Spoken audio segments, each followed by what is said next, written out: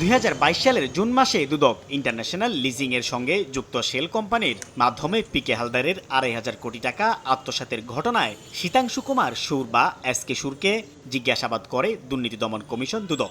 একই বছরের জুলাই মাসে এসকে সুর এবং তার স্ত্রীর অ্যাকাউন্ট জব্দ করার নির্দেশ দেয় এনবিআর। 2023 সালে পরিবারের ব্যাংক লেনদেনের তথ্য চায় দুদক। পরবর্তীকালে পরিবারটির আয়কর নথি জব্দসহ ভ্রমণ ও দেশত্যাগে নিষেধাজ্ঞাও আসে।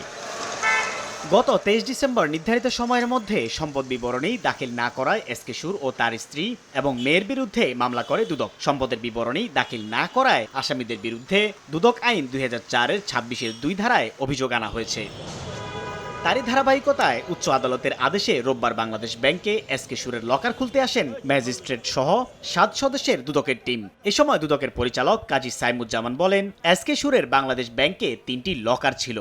ইউরো পেয়েছি 55,000, ডলার পেয়েছি 1,69,300 এবং স্বর্ণ পেয়েছি 1,005 গ্রাম এবং এফডিআর পেয়েছি 70 লাখ টাকার। আমরা যা পেয়েছি এবং সেগুলো এই 22 পাতার একটি জব্দ তালিকা তৈরি করেছি এবং আগামীকালকে মাননীয় আদালতে উপস্থাপন করব।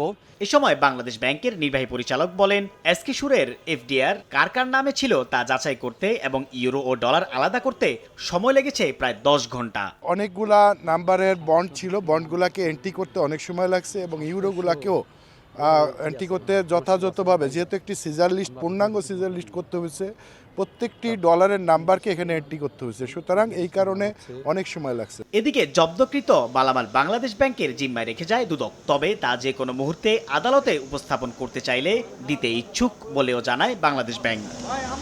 সাইফুল ইসলাম, সময় সংবাদ, ঢাকা।